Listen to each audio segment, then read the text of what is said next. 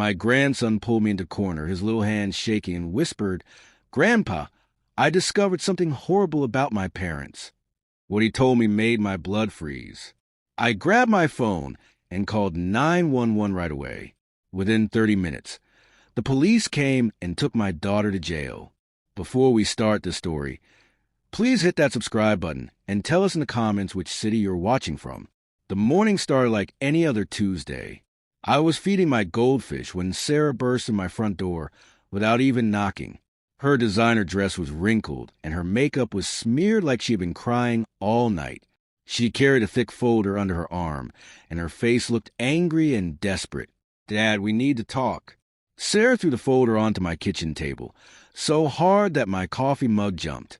Paper scattered everywhere, covering my morning newspaper and the crossword puzzle I had been working on. "You're getting too old to live alone, and you need help." I set down my coffee slowly, looking at my daughter's red eyes. 40 years of being a single father had taught me to stay calm when my children got upset. "What kind of help are you talking about, Sarah?"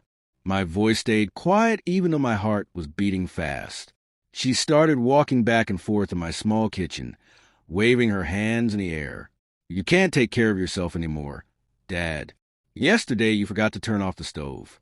Last week you got lost driving to the grocery store. You need to be in a nursing home where people can watch you." Nursing home. Those words hit me like a punch in the stomach. I stood up from my chair, still tall even at 73 years old. "And you think you know what's best for me?" "I know I do." Sarah stopped walking and put her hands on the table, leaning toward me. The picture of her graduation from college started to shake. "I've already found a nice place. Sunny Meadows Care Center. They have activities and nurses and everything you need. You just need to sign these papers." The sunlight coming through my kitchen window made dark shadows on her face, making her look like a stranger instead of my little girl. When did my loving daughter become this pushy person trying to control my life? "Sign what papers?" I kept my voice steady, but I was getting angry inside. "Legal documents that give me permission to sell your house and manage your money." Sarah's voice got louder. "This house is too big for you, and you're wasting money on things you don't need. We could get a lot of money for this place." I walked closer to her until I was standing right in front of the table. "And what would happen to all that money?" "It would go into a special account to pay for your care." Sarah looked away when she said this, not meeting my eyes. "Plus, there would be some left over to help me and Tommy with our bills. We've been having money problems, Dad. The car payments, the mortgage, Tommy's gambling debts. We really need this." I studied my daughter's face, trying to find the sweet little girl who used to help me make pancakes on Sunday mornings. That little girl would never try to trick her father out of his home and his savings. This woman was someone different, someone desperate and greedy. "I'm not ready to sell my house. Sarah, I'm not ready to live in a nursing home. This house has 40 years of memories. Your mother and I raised you kids here. But those memories won't pay for your medical bills when something bad happens." Sarah hit the table with her fist, making the salt and pepper shakers fall over. "I'm not asking for your permission anymore, Dad. I'm telling you how this is going to work." The kitchen got very quiet, except for the sound of cars driving by outside. I felt something cold in my chest when I realized this wasn't just about my house or my money. This was my daughter trying to steal my whole life from me. "Is that a threat, Sarah?" Sarah straightened her dress and fixed her hair, trying to look calm again. "It's reality, Dad. You can make this easy and sign the papers, or I can have you declared mentally incompetent. Either way, you're going to that nursing home." She walked toward the door, but stopped with her hand on the doorknob. "Think about it, Dad. Think about what's easiest for everyone." The door slammed so hard that the pictures on the wall moved. I stood alone in my kitchen, staring at all the legal papers that were supposed to steal my independence. My hands were shaking as I reached for my car keys. I needed to get out of the house and think. The drive through downtown Phoenix gave me too much time to think about Sarah's angry words. "You're getting too old. I'm not asking permission anymore." By the time I got to the park where I always went to think, those words were stuck in my head. I sat on my favorite bench under the big oak tree, watching kids play on the swings. Their happy laughter reminded me of when Sarah and her brother were young. Back then, Sarah would run to me whenever she was scared or hurt. She trusted me to fix everything. Now she wanted to put me in a nursing home, like I was broken and couldn't be fixed. I thought about calling my old friend Robert. He had been through something similar with his son last year. But Robert lived in Seattle now, and talking on the phone wasn't the same as having someone sit with you. The afternoon sun felt warm on my face as I tried to figure out what to do. Should I call a lawyer? Should I hide my important papers? Should I pretend to go along with Sarah's plan? Nothing felt right. All I wanted was to keep living in the house where I had been happy for so many years. I looked at the old couples walking their dogs and wondered if they were worried about their children trying to control their lives too. Maybe this happened to lots of old people, but nobody talked about it. When I got home that evening, I made myself a simple dinner of soup and crackers. The kitchen still felt strange after Sarah's visit, like the air was full of anger and disappointment. I looked at the legal papers she had left behind, trying to understand all the complicated words. Power of attorney, asset liquidation, guardianship proceedings. All fancy words that meant the same thing. Sarah wanted to take away everything I had worked for my whole life. That night, I couldn't sleep.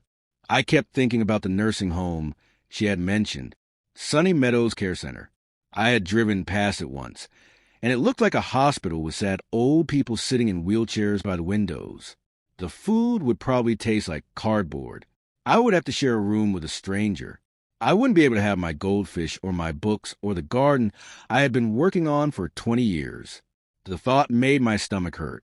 Maybe Sarah was right about some things. Maybe I was getting forgetful sometimes. Last week I did get confused about which street to turn on when I was driving to the store. And yes, I did leave the stove on once, but that could happen to anyone. Did that mean I was too old to live alone? Did that mean I should give up my freedom and let my daughter control my life? The questions went around and around in my head like a broken record.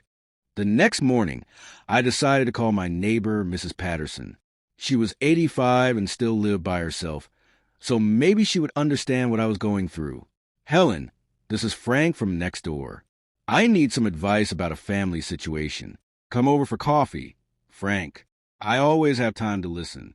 Mrs. Patterson's kitchen smelled like fresh cookies, and her cat, Whiskers, rubbed against my legs while I told her about Sarah's visit and the legal papers and the nursing home threat. Helen listened without interrupting, nodding her head and making sympathetic sounds. When I finished talking, she poured more coffee into my cup and sighed. My nephew tried the same thing with me 2 years ago. He said I needed to move into assisted living for my own good, but what he really wanted was to sell my house and use the money to pay off his credit cards. How did you handle it?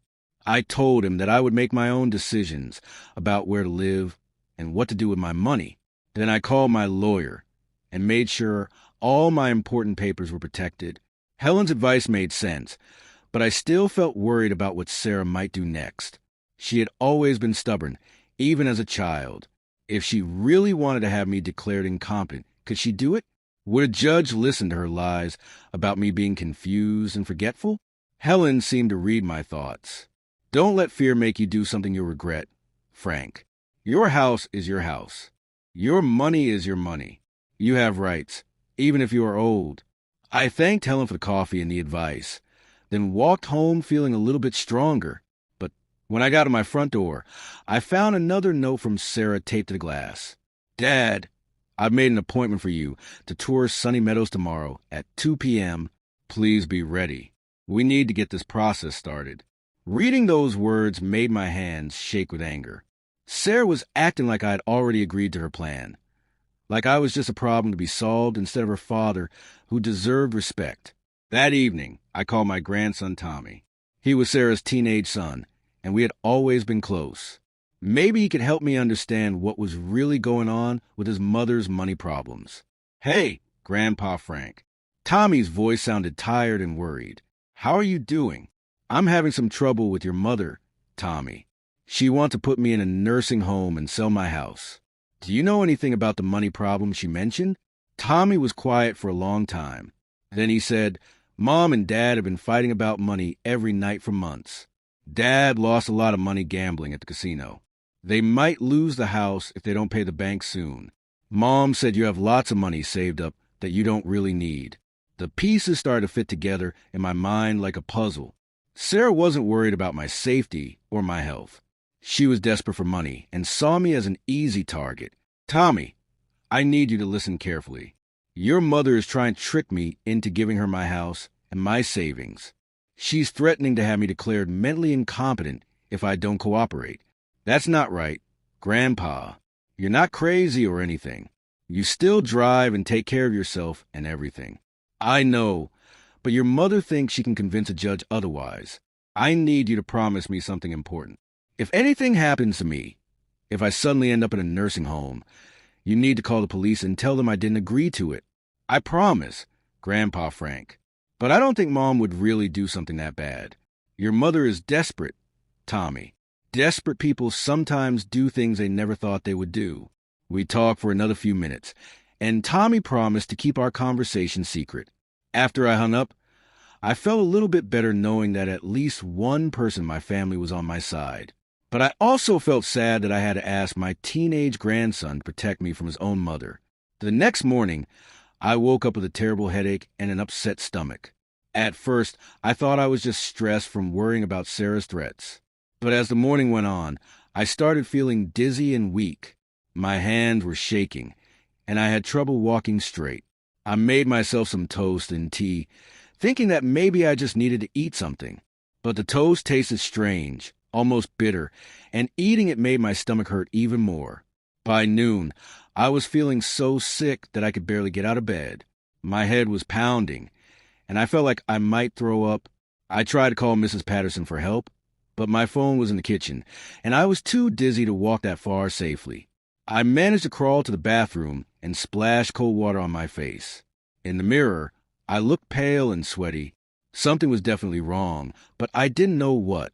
At 1:30, Sarah arrived for our nursing home appointment.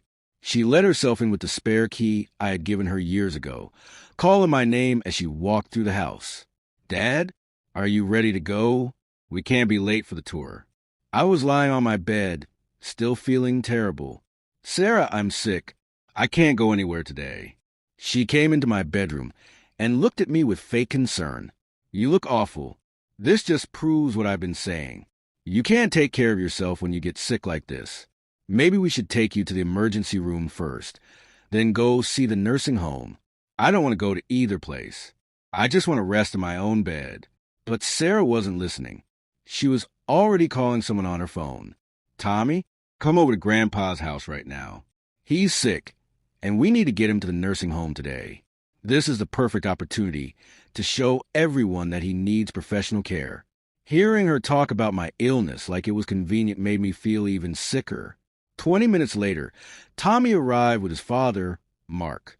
They both looked uncomfortable as Sarah explained her plan to use my sudden illness as proof that I needed to be in a nursing home. But when Tommy saw me lying in bed, looking pale and weak, he seemed genuinely worried. Grandpa Frank, what's wrong? How long have you been feeling sick? Since this morning. It came on really suddenly. I felt fine yesterday, but when I woke up today, everything hurt. Tommy knelt down next to my bed and took my hand. His young face was full of concern, not the fake worry that Sarah was showing. Grandpa, did you eat or drink anything unusual? Did anyone bring you food or medicine? Sarah jumped in quickly. Of course not. He's just getting old and confused. Old people get sick suddenly all the time. This is exactly why he needs professional medical supervision. But Tommy ignored his mother and kept looking at me intently. Grandpa, think carefully. Did Mom bring you anything to eat or drink yesterday or today? I tried to remember through the fog of my headache. Yesterday morning, after our argument, Sarah had left something on my kitchen counter. A thermos of coffee and a bag of homemade cookies. She said she felt bad about fighting and wanted to make up. I thought it was sweet of her. The coffee, I whispered to Tommy. She brought coffee and cookies yesterday. I drank the coffee before bed. Tommy's face went white. He looked at his mother with horror and disbelief. Mom, what did you put in Grandpa's coffee? Sarah's fake smile disappeared. Don't be ridiculous, Tommy. I didn't put anything in his coffee except sugar and cream. But Tommy wasn't fooled. I heard you and Dad talking last night. You said you were going to make Grandpa sick, so he would have to go to the nursing home. You said a little bit of medicine wouldn't really hurt him. The room got very quiet. Mark looked shocked and confused. Sarah looked panicked, like a person who had been caught doing something terrible.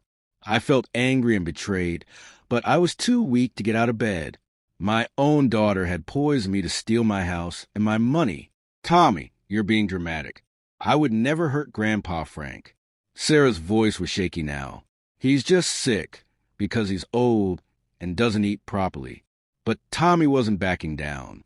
I know what I heard, Mom. You and Dad were talking about putting something in his food to make him weak and confused. You said it would be easier to get him into the nursing home if he looked sick and helpless. You said the doctors wouldn't ask too many questions if he seemed like he really needed professional care. Mark finally spoke up. Sarah, is this true? Did you give your father something to make him sick? Sarah started crying, but they weren't real tears. They were the fake tears she used to use as a child when she got caught breaking something. I just wanted to help him realize that he needs care. I gave him a mild sedative, nothing dangerous. Just something to make him feel tired and confused so he would see that he can't live alone anymore. Tommy pulled out his cell phone. That's called poisoning, Mom.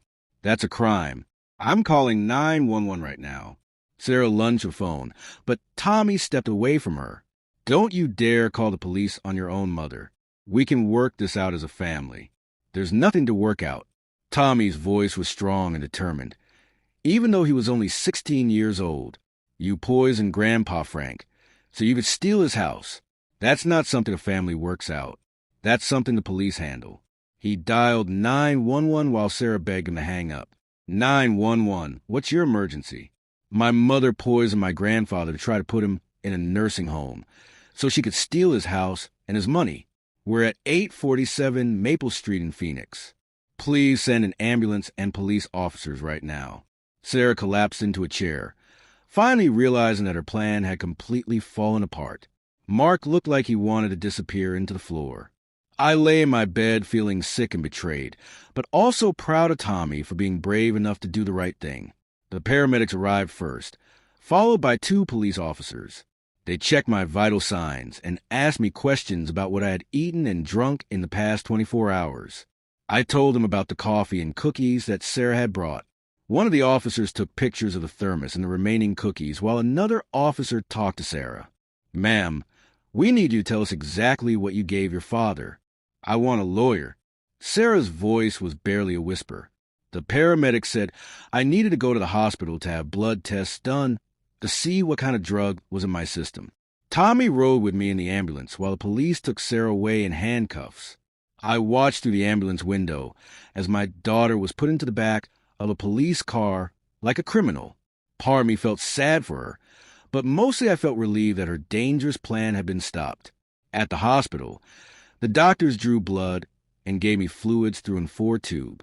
Within a few hours, I was feeling much better. The blood test showed that I had been given a strong sleeping medication that could have been dangerous for someone my age. If Tommy hadn't figured out what was happening, Sarah might have given me more drugs to make me seem even sicker and more confused. The doctor said I was lucky to have such a smart and caring grandson. Tommy stayed with me at the hospital all night, sleeping in the chair next to my bed. When I woke up the next morning, he was already awake, reading a book and keeping watch over me like a guard dog. How are you feeling, Grandpa Frank? Much better, thanks to you. You saved my life, Tommy. I don't know what would have happened if you hadn't realized what your mother was doing. Tommy looked sad and tired. I can't believe she would do something like that. Even for money. How could she try to hurt her own dad? People do terrible things when they're desperate and scared. Your mother was facing the possibility of losing her house and didn't know how else to solve her problems. That doesn't make what she did right, but it helps explain why she thought she could justify it. A social worker came to talk to us about what would happen next. Sarah had been charged with elder abuse and attempted fraud. There would be a trial, and I would have to testify about what she had done. Tommy would also have to testify about what he had heard his parents discussing. In the meantime, Sarah was in jail waiting for her lawyer to arrange bail. The social worker also wanted to make sure I would be safe if I went home. She seemed surprised when I told her that I was perfectly capable of taking care of myself. I think she had expected to find a confused old man who really didn't need to be in a nursing home. Instead, she found someone who was mentally sharp but had been poisoned by his own daughter. Tommy and I went back to my house together. Everything looked the same, but it felt different knowing what had happened there. The thermos and cookies were gone, taken as evidence by the police. The legal papers that Sarah had brought were still scattered on the kitchen table, reminding me of how this whole nightmare had started.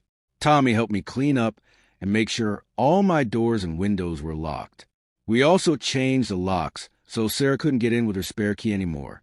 Over the next few days, the story of what had happened spread through the neighborhood. Mrs. Patterson brought me casseroles and stayed to chat about how shocked she was by Sarah's behavior. Other neighbors stopped by to check on me and offer their support.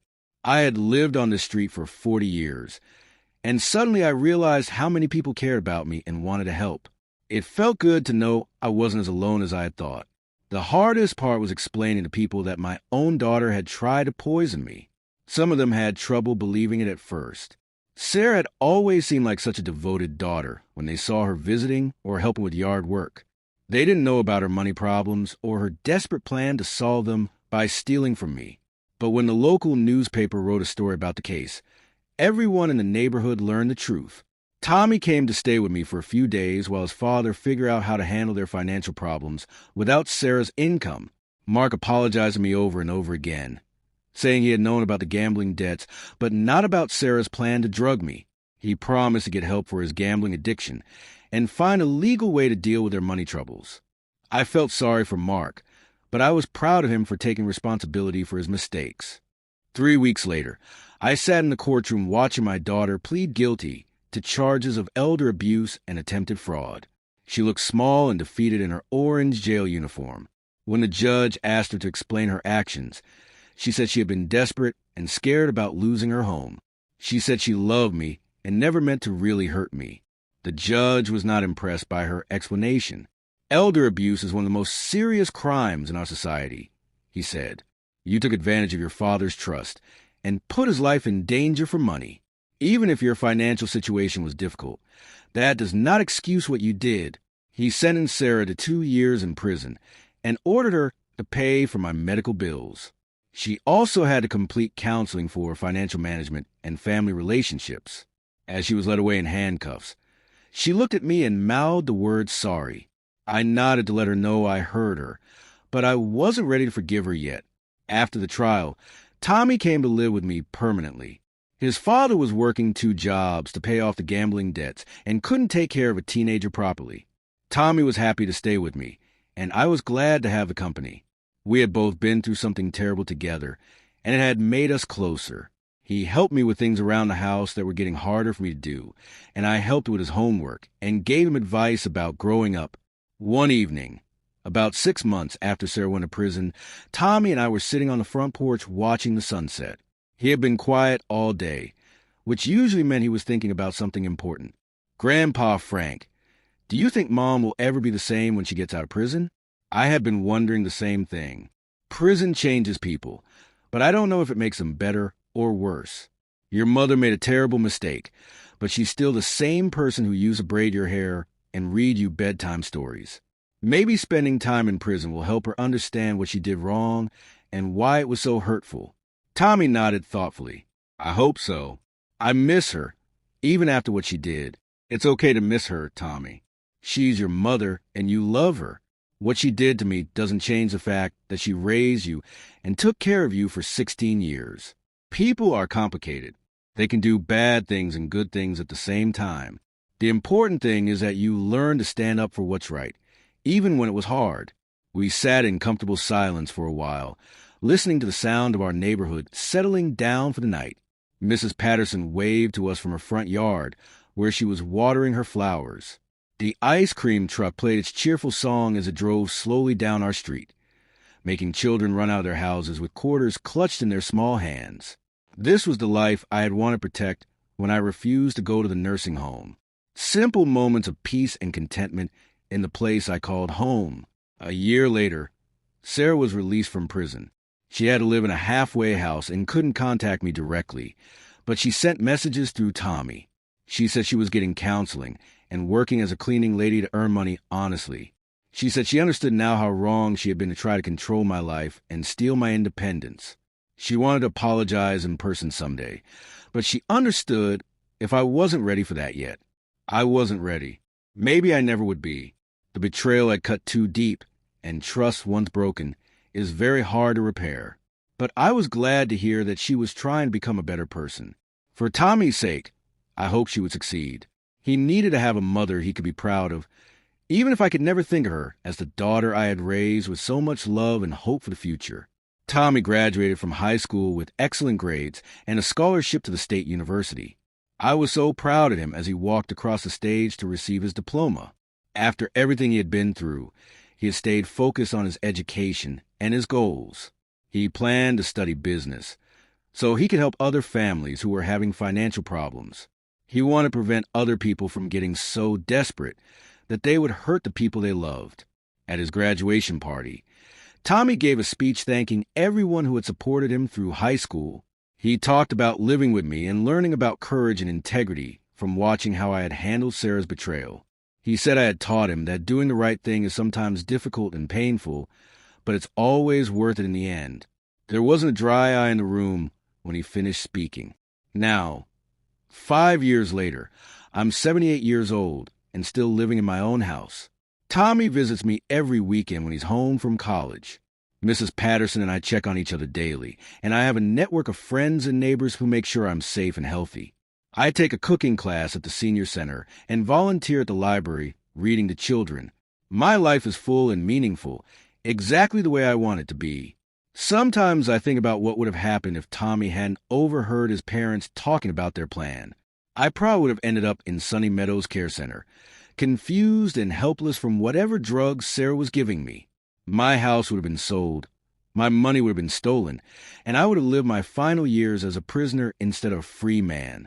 The thought still makes me angry, but I try not to dwell on it. Instead, I focus on how grateful I am for Tommy's courage and love. He was just a teenager when he chose to protect me instead of staying loyal to his mother. That took incredible strength and maturity. Because of his bravery, I was able to keep my independence and my dignity. I was able to age on my own terms in my own home, surrounded by the memories and possessions that make life worth living. The legal papers that Sarah had brought to force me into a nursing home are still in my desk drawer. I keep them as a reminder of how close I came to losing everything I had worked for my whole life. They also remind me that family relationships are built on love and respect, not control and manipulation. When people try to take away your freedom for their own benefit, they stop being family and become enemies, no matter how much you love them. Sarah sent me a birthday card every year through Tommy. She never asks for forgiveness or tries to justify what she did. She just writes simple messages saying she hopes I'm healthy and happy. I don't respond to the cards, but I don't throw them away either. Maybe someday I'll be ready to have a conversation with her. Maybe someday I'll be able to separate the desperate woman who poisoned me from the little girl who used to sit on my lap and ask me to read her favorite story over and over again. But that day hasn't come yet, and it may never come. Some betrayals are too deep to forgive, especially when they involve the people we trust most. I've made peace with the possibility that Sarah and I may never have a normal relationship again. That's the price she paid for choosing money over family, control over love. It's a price that affects all of us, but it was her choice to make. Tommy is graduating from college next month with a degree in social work. He wants to help elderly people who are being abused or taken advantage of by their families. He says his experience with his mother taught him how common elder abuse is and how many older people suffer in silence because they're ashamed or afraid to report their own children. His work will honor the courage he showed in protecting me, and it will help other families before they reach the breaking point. Last week, I updated my will to make sure Tommy inherits my house and savings when I die, not because I owe him anything, but because I trust him to use the money wisely and treat it as the gift it's meant to be. He has already proven that he values people more than possessions and relationships more than money. Those are the qualities I want to reward and encourage in the next generation of my family. I also wrote a letter explaining everything that happened with Sarah and why I made the decisions I made about my estate. I want Tommy to understand that I'm not punishing his mother by leaving her out of my will. I'm protecting my legacy from someone who already proved she would abuse it. If Sarah has truly changed during her time in prison, and afterwards, she'll understand why I made this choice. If she hasn't changed, the decision will protect Tommy from having to fight her for what rightfully belongs to him. The neighborhood has changed a lot in the 5 years since Sarah's arrest. Several of my elderly neighbors have moved to retirement communities or gone to live with their adult children. New families have moved in, and I enjoy watching their children play in the same yards where Sarah and her brother used to build snow forts and have water balloon fights during the summer. Life goes on, but the memories remain, both the good ones and the painful ones. Mrs. Patterson is 89 now and starting to have some health problems. Her nephew, the one who tried to force her into assisted living, has been circling around again, making concerned phone calls and offering to help with her finances. But Helen learned from my experience, and she has made it clear to everyone that she will make her own decisions about where to live and how to spend her money. She has also given her trusted friends permission to call the police if anyone tries to force her to do anything against her will. Tommy called me yesterday with exciting news. He's been accepted into a graduate program that will train him to work specifically with elder abuse cases. He'll learn about the legal system, counseling techniques, and how to help families heal after someone has been hurt by their own relatives. I'm so proud of the man he's becoming and the way he's turning his painful experience into something positive that will help other people. We talked about his mother during that phone call. Sarah will be eligible for parole review next year, and Tommy's conflicted about whether to support her release. He wants to forgive her and rebuild their relationship, but he's also afraid that she might try to hurt me again if she gets out early.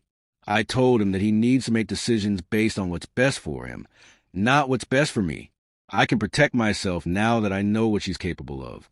The truth is, I'm not afraid of Sarah anymore. She lost the element of surprise when Tommy exposed her plan. She also lost my trust, which was her greatest weapon against me. If she ever tries to contact me directly or comes to my house uninvited, I won't hesitate to call the police. I've learned that being polite and family loyal can be dangerous when you're dealing with someone who sees you as a source of money rather than a person deserving of respect.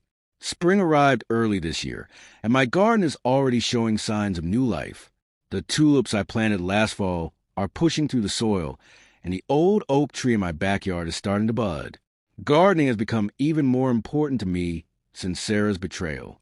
There's something healing about nurturing plants and watching them grow.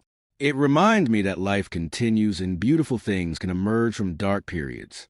I've also started attending a support group for elderly people who have been abused by their family members.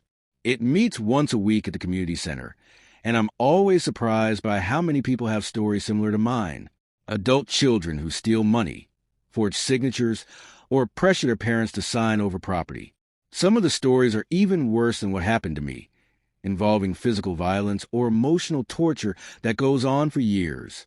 But the support group is also a place of healing and empowerment. We share strategies for protecting ourselves and encourage each other to report abuse when it happens. Many of the group members have become close friends, and we look out for each other in ways that our own families fail to do. It's sad that we need this kind of support, but I'm grateful that it exists. No elderly person should have to face abuse alone. Last month, I was asked to speak at a conference for social workers and police officers about recognizing signs of elder abuse. I told Sarah's story and explained how her plan might have succeeded if Tommy hadn't been brave enough to speak up. I talked about the importance of listening to elderly people when they report problems with their families, even if the accusations seem hard to believe. Too often, professionals assume that old people are confused or paranoid instead of investigating their concerns seriously. The response to my presentation was overwhelming.